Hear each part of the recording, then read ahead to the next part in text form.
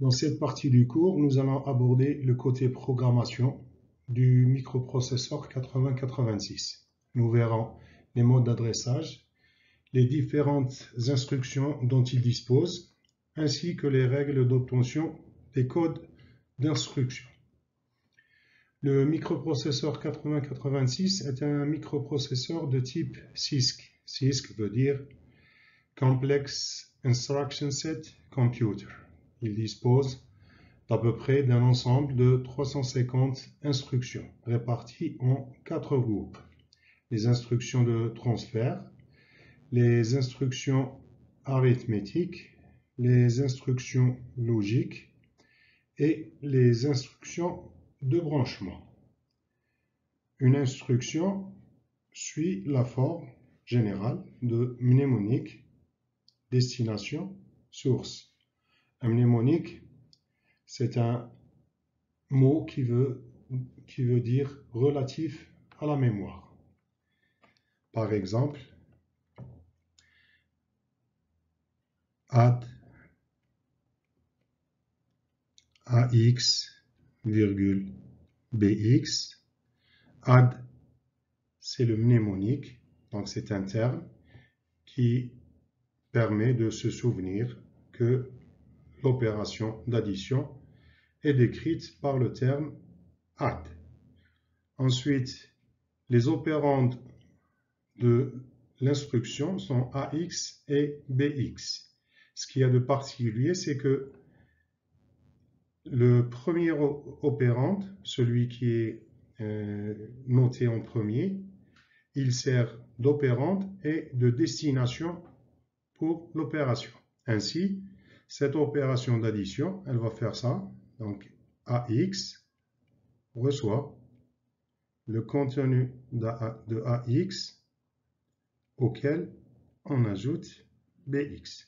Donc, c'est une opération d'addition entre AX et BX et le résultat est sauvegardé dans le registre AX.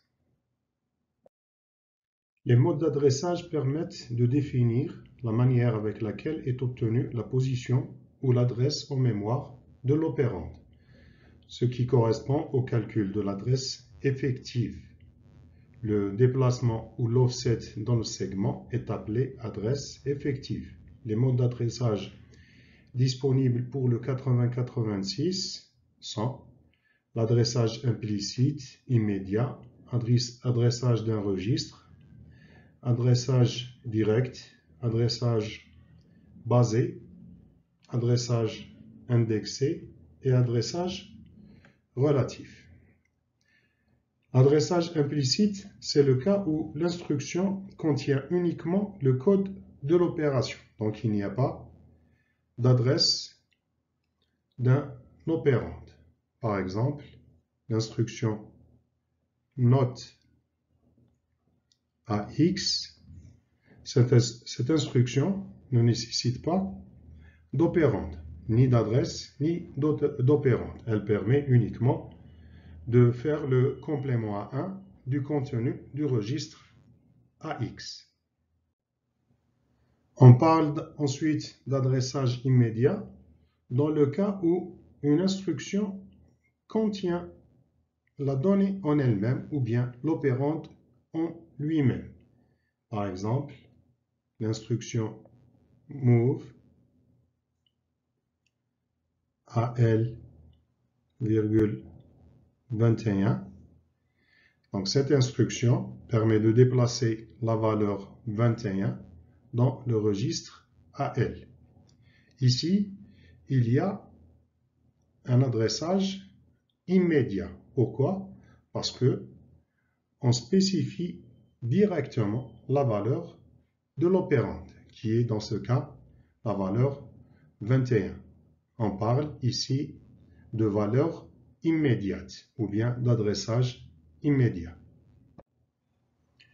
Le troisième type de mode d'adressage est l'adressage d'un registre. Dans ce cas, la donnée est contenue dans un registre. Par exemple, move AX BX.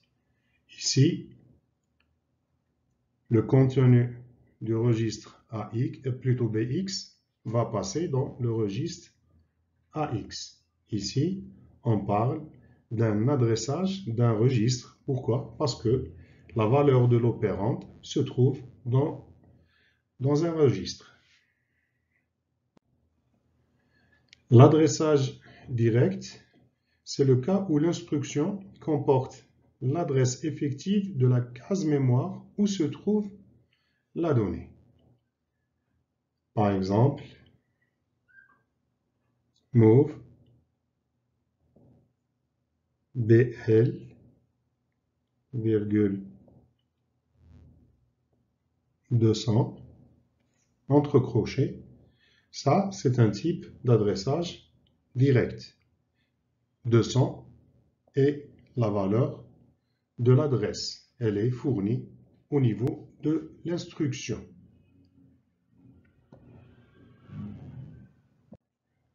Dans cette instruction, le contenu de la case mémoire d'adresse ou bien d'offset 200 hexadécimal va être transféré dans le registre BL. Dans le mode d'adressage appelé indirect par registre ou bien basé, l'opérande se trouve dans une case mémoire dont l'adresse et le contenu d'un registre. Il ne faut pas confondre avec l'adressage d'un registre où l'opérande lui-même est contenu dans le registre. Cette fois-ci, dans l'adressage indirect par registre ou bien tout simplement adressage basé, l'opérande, c'est le contenu d'une case mémoire dont l'adresse se trouve dans un registre. Par exemple, on va toujours utiliser l'instruction move pour plus de simplicité. Donc move AL BX. Donc ici, l'instruction, qu'est-ce qu'elle va faire? Elle va transférer le contenu d'une case mémoire vers AL. Cette case mémoire a pour adresse la valeur contenue dans le registre BX. Disons implicitement, la case mémoire, cette case mémoire se trouve dans le segment de données, DS. Donc écrire move AL BX est l'équivalent de l'écriture move AL DS BX. Ces deux instructions sont équivalentes. Donc le fait de ne pas mettre ou de ne pas spécifier le segment, implicitement, la donnée est cherchée dans le segment de données DS.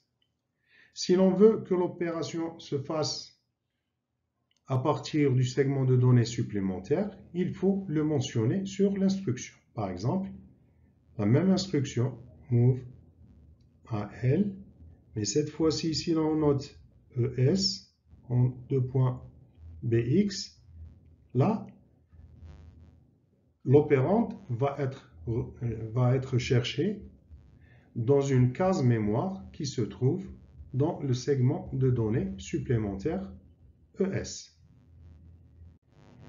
Notez qu'il y a deux registres de base qui sont BX et BP.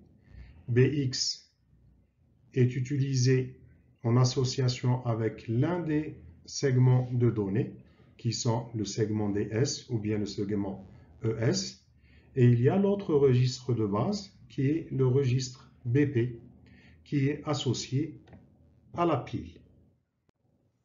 Par exemple, l'instruction move AL BP va transférer une donnée à partir de la pile à partir d'une position pointée par le contenu du registre BP vers le registre AL. Il existe aussi un type d'adressage appelé adressage indirect par registre avec déplacement, ou tout simplement adressage basé avec déplacement. C'est le cas où l'on ajoute une valeur au contenu du registre. Par exemple, l'instruction move bx plus 100, virgule, AL. Alors ici, l'instruction va faire le transfert du contenu du registre AL dans une position mémoire dans l'adresse et le contenu de BX auquel on ajoute la valeur 100 hexadécimale. En résumé, il faut se rappeler que pour l'adressage implicite, il n'y a pas d'opérande. Pour l'adressage immédiat, l'opérande est spécifié dans l'instruction par une valeur. Pour tous les autres modes d'adressage, on calcule l'adresse de l'opérande. Il y a juste un petit exemple où il peut y avoir confusion. L'exemple est le suivant, donc move 300,21. Ici, il peut y avoir confusion. On peut penser que c'est un adressage immédiat ou bien direct. Si l'on se réfère à la définition du mode d'adressage, qui dit que le mode d'adressage permet de définir la manière avec laquelle est obtenue l'adresse d'un opérand en mémoire. Donc ici, il y a une adresse en mémoire et c'est l'adresse 300. Donc, ce type d'adressage ou bien cette instruction suit le mode d'adressage direct. L'adressage indexé est un adressage similaire à l'adressage basé, mais il met en œuvre un registre d'index, en l'occurrence SI ou bien DI. Le fait qu'il y ait les deux adressages, donc l'adressage basé et l'adressage indexé, ceci permet de manipuler des structures complexes de données. Par exemple, move AL SI. Ici, c'est un cas d'adressage indexé. Pourquoi? Parce qu'on utilise comme registre d'adresse le registre index SI. On peut également utiliser le registre DI. Bien sûr, l'instruction va faire le déplacement de la valeur contenue dans une case mémoire pointée par SI dans le registre AL. Il y a également un adressage appelé adressage indexé avec déplacement. C'est la même chose comme pour l'adressage basé avec déplacement où l'on ajoute une valeur constante à la valeur du registre d'index. Par exemple, move AL SI plus 300. Donc cette instruction va faire le transfert de la donnée qui a pour adresse le contenu de SI auquel on ajoute la valeur 300 hexadécimale.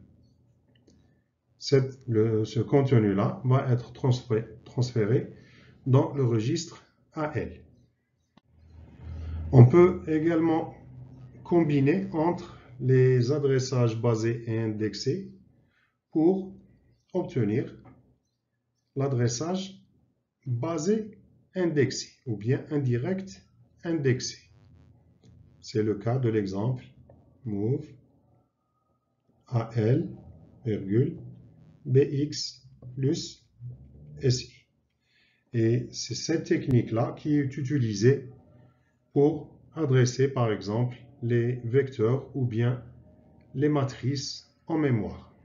Donc dans cet exemple, le contenu de la case mémoire pointé par l'adresse qui est le contenu de BX plus le contenu de SI. Donc cette case mémoire, son contenu va être transféré sur le registre AL. On peut parler, ou bien on peut avoir également un type d'adressage basé, indexé avec déplacement. C'est la même chose que pour l'adressage basé indexé, mais cette fois-ci, on va ajouter une valeur constante.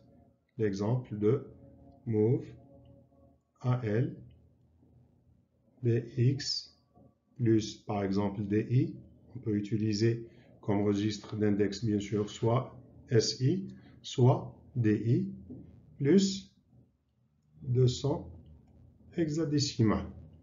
Donc là, c'est ce qu'on appelle un adressage basé, indexé avec déplacement.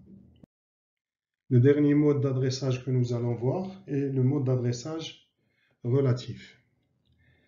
Dans le mode relatif, il s'agit de calculer l'adresse d'une instruction et non pas l'adresse d'un opérand en mémoire. L'adressage relatif permet de calculer l'adresse d'une instruction en ajoutant une valeur constante au contenu, bien sûr une valeur constante positive ou bien négative, au contenu du registre IP. Ce type d'adressage est utilisé dans les instructions dessous. Nous allons voir maintenant comment déterminer les codes des instructions. Alors le code d'une instruction peut avoir de 1 jusqu'à 6 octets. Les 6 octets contiennent différents champs que nous allons décrire par la suite. En premier, nous avons le code opération qui est un champ sur 6 bits. Ensuite, le bit D, bit de destination. Ensuite, le bit W pour width ou bien largeur. Dans le deuxième octet, nous avons un champ qui s'appelle mode, un champ sur 2 bits. Ensuite, le champ reg sur 3 bits. Et enfin, le champ R/M qui est également un champ sur 3 bits. Les octets de 3 à 6 sont réservés éventuellement au déplacement et aux données s'il existe. Si l'instruction dispose uniquement d'un déplacement ou bien d'une donnée, celles-ci vont être spécifiées sur l'octet 3 et l'octet 4. Le déplacement, la partie basse du déplacement, ensuite sur l'octet 4, la partie haute du déplacement. Si l'instruction contient uniquement des données, donc ils vont contenir, les octets 3 et 4 vont contenir la partie basse de la donnée et la partie haute de la donnée. Si une instruction contient les deux à la fois, le déplacement et la donnée, le déplacement doit être spécifié ou bien noté en premier. Il va être contenu sur les octets 3 et 4. Donc le déplacement, la partie basse du déplacement va être inscrite sur l'octet 3. La partie haute du déplacement va être inscrite sur l'octet 4. Ensuite, sur l'octet 5, nous avons la partie basse de la donnée. Et sur le dernier octet, nous avons la partie haute de la donnée. Alors, Le code d'opération, c'est un code qui permet de déterminer l'opération à effectuer ainsi que la nature de ses opérandes. Nous allons voir par la suite qu'une même instruction peut comporter différents codes opérations en fonction des opérandes qu'elle va mettre en œuvre. Ensuite, le bit D de destination permet d'indiquer si le registre de l'instruction est la source ou bien la destination. Pourquoi spécialement le registre? Parce que sur le 8086, on peut utiliser des instructions sur deux registres, sur un registre et une case mémoire, mais pas deux cases mémoire. Ce qui fait que dans toutes les instructions, il faut qu'il y ait au moins un registre. Dans ce cas-ci, le bit D va déterminer si le registre de l'instruction, c'est un registre source ou bien destination. Pour nous rappeler, la destination, c'est la partie qui est spécifiée en premier. Ensuite, on met une virgule. Ensuite, la source. Ensuite, le bit W qui indique si l'opération elle est sur 16 bits ou bien sur 8 bits. Si W égale à 1, c'est pour dire que l'opération est effectuée sur des opérandes de 16 bits. Lorsque W est à 0, les opérandes sont sur 8 bits. Les champs mode et R/M permettent ensemble de déterminer le mode d'adressage. Mode, c'est pour le mode avec ou sans déplacement. R/M permet de dire si l'opérande c'est une case mémoire ou bien un registre. Alors, mode étant sur 2 bits, donc il possède 4 combinaisons. La combinaison 00 correspond à des adressages sans déplacement. Le mode 01, c'est des adressages avec un déplacement sur 8 bits. Le mode 10, des adressages avec un déplacement sur 16 bits. Et le dernier mode, qui est la combinaison 11, c'est le cas où il y a une instruction sur 2 registres ou bien un adressage immédiat. Alors nous voyons dans les tableaux suivants, le cas par exemple pour mode égal à 00, nous avons 8 combinaisons possibles pour R/M. Du moment que c'est un champ sur 3 bits, donc il contient les combinaisons allant de 0, 0, 0 jusqu'à 1, 1, 1. Donc pour la combinaison 0, 0, 0 par exemple, c'est un adressage indirect indexé ou bien adressage basé indexé en utilisant le registre BX et le registre SI.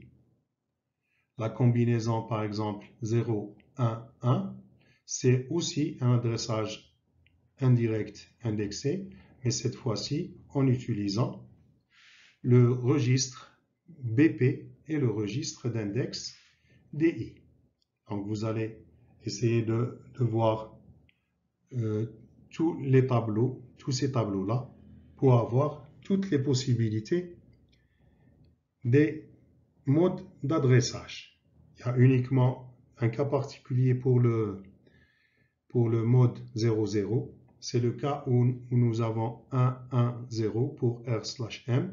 Donc là, c'est un adressage direct.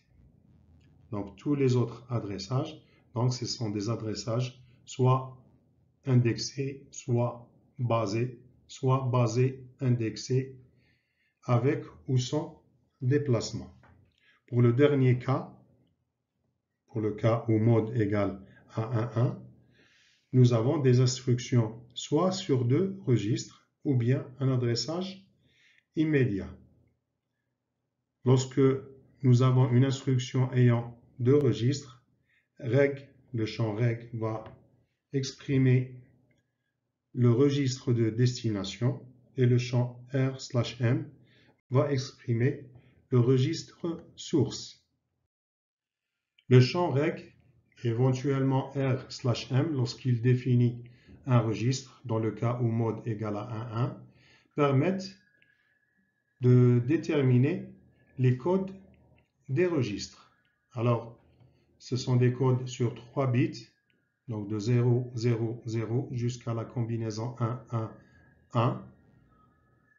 En fonction si le registre il est sur 16 bits ou bien 8 bits, la première combinaison va exprimer soit le code du registre AX, sur 16 bits bien sûr, ou bien le code du registre AL.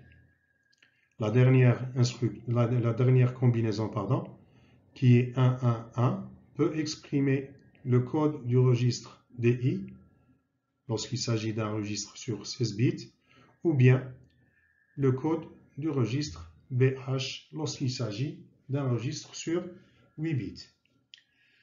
Les 4 premières combinaisons peuvent également exprimer les codes des registres segments. Mais cette fois-ci, du moment que les 4 premières combinaisons ont leur MSB qui est égal à 0, dans les instructions qui mettent en œuvre des registres segments, le champ reg est uniquement sur 2 bits. Alors, 0, 0 est la combinaison pour le registre ES, 0, 1 pour CS, 1, 0 pour SS et 1, 1 pour DS. Dans certaines instructions du 8086, nous avons des bits supplémentaires qui sont le bit S, le bit V et le bit Z. Le bit S est utilisé dans certaines instructions arithmétiques. Il permet de définir si une opération elle est sur 8 bits en combinaison avec W, donc SW, la combinaison elle est égale à 0, 0, c'est pour dire que l'opération elle est sur 8 bits. Lorsque la paire SW elle est égale à 0, 1, c'est pour dire que l'opération elle est sur 16 bits. Lorsque la paire SW elle est égale à 1, 1, ça veut dire que l'opération contient un opérand sur 8 bits avec extension du signe à 16 bits. Nous allons voir par la suite un exemple d'application. Ensuite, il y a le bit V. Le bit V est utilisé par les instructions de décalage et de rotation qui font partie des instructions logiques. Il permet de déterminer le nombre de répétitions. Lorsque V égale à 0, ça veut dire qu'il y a une seule répétition. Lorsque V est égal à 1, ça veut dire qu'il y a plusieurs répétitions. Plusieurs répétitions doivent être effectuées et le nombre de répétitions est contenu dans le registre CL. Nous allons voir également des exemples par la suite. Et en dernier, le bit Z qui est utilisé par l'instruction rep dans les primitives de manipulation de chaînes de caractères. Nous allons voir ici quelques exemples de détermination de code de quelques instructions. Pour cela, il faut disposer de la table des formes de toutes les instructions que l'on peut trouver dans le datasheet du 8086. Alors, pour la première instruction, move des X à X. Donc, c'est l'instruction qui permet de transférer le contenu du registre AX dans le registre DX. Donc là, nous avons la partie de la table des instructions pour l'instruction move. On voit que l'instruction move peut avoir plusieurs formes ou bien plusieurs possibilités. On va essayer de voir celle qui est la plus appropriée et la plus spécifique. Il faut noter que dans certaines situations, on peut trouver deux formes qui peuvent convenir. Et dans ce cas, il faut essayer d'utiliser celle qui est la plus spécifique. Par exemple, dans la première utilise un transfert entre registre et mémoire, et la quatrième entre mémoire et accumulateur. Donc là, si on a un transfert entre un registre quelconque à part l'accumulateur, on utilise la première forme. Par contre, si on utilise le registre accumulateur, donc le registre AX, il faut opter pour la quatrième forme. De toute façon, on va essayer de voir des cas bien précis sur l'exemple suivant. Donc, on va opter pour la première forme. Donc, nous avons la première forme, elle permet de transférer le contenu d'un registre vers un autre registre, ou bien registre vers mémoire, ou bien mémoire vers registre. Il faut noter qu'il n'est pas possible de faire un transfert entre deux cases mémoire. Alors, la première forme contient le code qui est 1, 3, 0, ensuite 1, 0, ensuite D, W, mode, reg et R/M. On va essayer de déterminer les valeurs de tous les champs. Alors D va prendre la valeur 1 parce que nous avons un registre en destination qui est le registre DX. W va également prendre la valeur 1 parce que nous avons une opération sur 16 bits. Mode va prendre la valeur 1,1 parce que c'est une opération entre deux registres. Reg va prendre la valeur 0,1,0, c'est le code du registre destination. Donc 0 plutôt 1, 0 c'est le code de DX. Ensuite 0, 0, 0 c'est le code du registre source qui est le registre AX. Donc ainsi on peut convertir le code binaire, on va trouver 8BD0. Dans le deuxième exemple, l'instruction push PX, c'est l'instruction qui permet d'empiler la valeur contenue dans le registre BX dans la pile. Donc, push est l'instruction d'empilement. On va la voir par la suite. Donc ici, si l'on voit sur la table, on voit qu'il y a trois possibilités de code pour l'instruction push. Il y a registre ou bien mémoire, donc sur la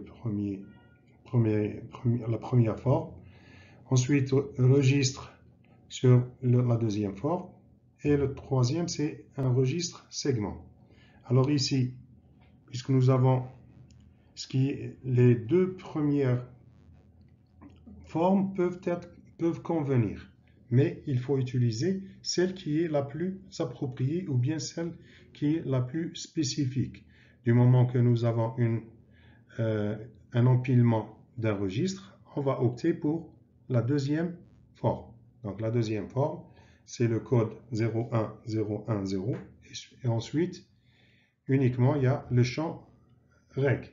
Le champ reg, c'est pour le registre. Ici, le registre mis en œuvre, c'est le registre BX.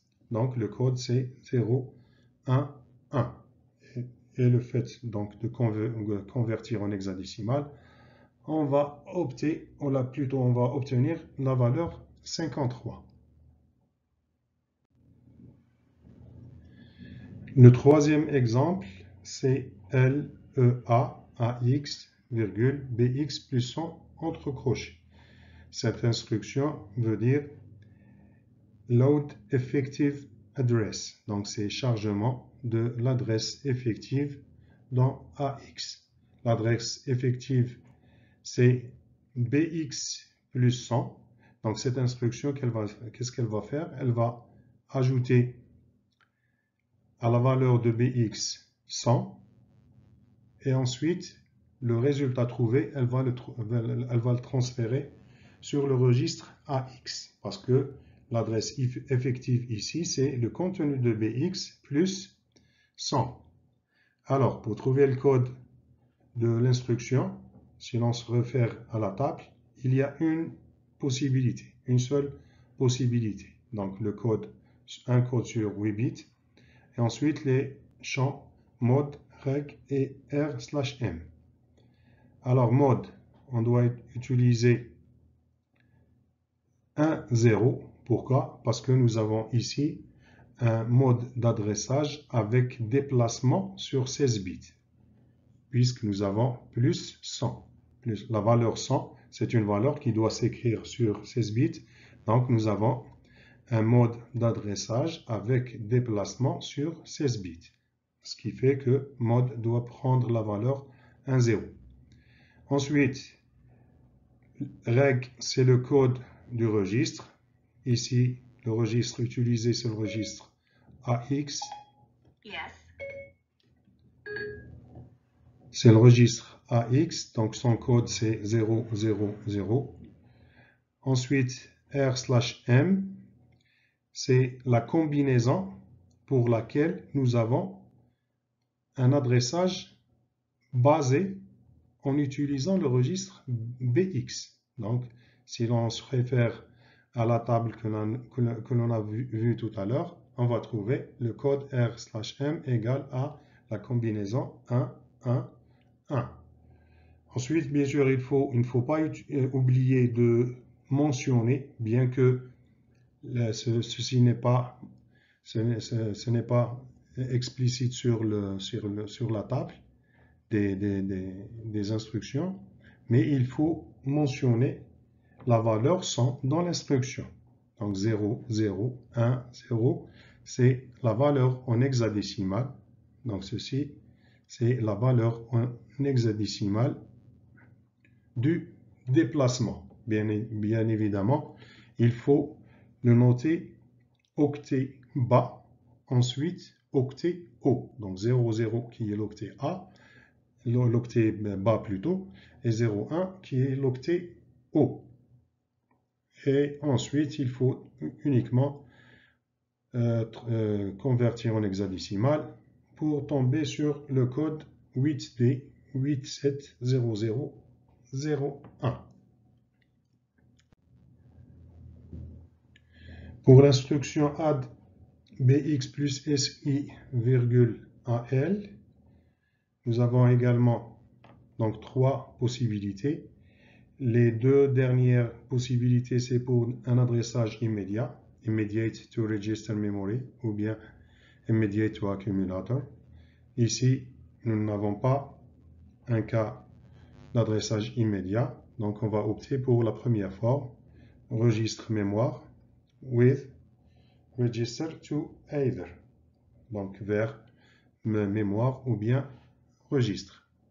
Alors la forme, c'est le code 0, 6, 0, ensuite DW, mode, reg et r/m. On va déterminer les différentes valeurs des champs. D doit prendre la valeur 0 parce que nous n'avons pas un registre en destination. Ici, le registre, c'est une source, le registre AL, c'est une source, et la destination, c'est une case mémoire. Donc D va prendre la valeur 0. Ensuite, W également va prendre la valeur 0. Pourquoi? Parce que nous avons une opération sur 8 bits. Ensuite, mode, il va prendre la valeur 00. Ici, il s'agit d'un cas d'adressage sans déplacement. Nous avons bx plus si uniquement. Donc, il n'y a pas un ajout d'un déplacement, il n'y a pas ajout d'une valeur constante. Donc, 0, 0 pour mode. Ensuite, reg, le champ reg, doit prendre le code du registre contenu dans l'instruction. Donc, c'est le registre AL. le code du registre AL, c'est 000. Ensuite, R/M va prendre également la valeur ou bien la combinaison 000. Pourquoi? Parce que c'est la combinaison pour un adressage basé, indexé en utilisant le registre de base BX et le registre d'index SI. Donc ceci, on va pouvoir le trouver sur la table qu'on vient de voir pour les codes de R/M. Alors, la dernière instruction AddCX2105, c'est un cas d'adressage immédiat. Ici, nous utilisons le registre CX, donc ce n'est pas le registre AX qui est l'accumulateur. Donc, nous devons opter pour la deuxième forme. Le code c'est 1, ensuite 5-0, ensuite SW, ensuite mode, 3-0, ensuite R/M, et enfin les valeurs de la donnée, donc octet bas, puis octet haut, lorsque SW égale à 0,1, lorsque il y a opération sur 16 bits. Alors, SW doit prendre la valeur 0,1 parce que nous avons une valeur sur 16 bits. 21,05, c'est une constante ou bien une valeur immédiate sur 16 bits. Mode doit prendre la valeur 1,1 parce qu'il s'agit d'un adressage immédiat.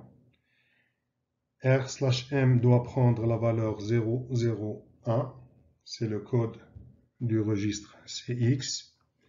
Et enfin, nous mentionnons 0,5 qui est l'octet bas de la donnée, ensuite 21 qui est l'octet haut de la donnée.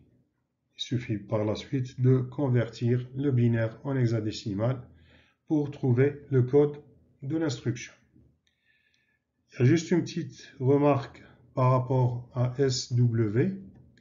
Donc, un exemple, lorsque nous avons au lieu de add CX2105, si on avait l'instruction add CL 30 par exemple. Donc ici, c'est une opération d'addition entre une valeur immédiate sur 8 bits et un registre sur 8 bits. Donc là, SW doit prendre la valeur 0, 0. Un deuxième exemple, add CX30.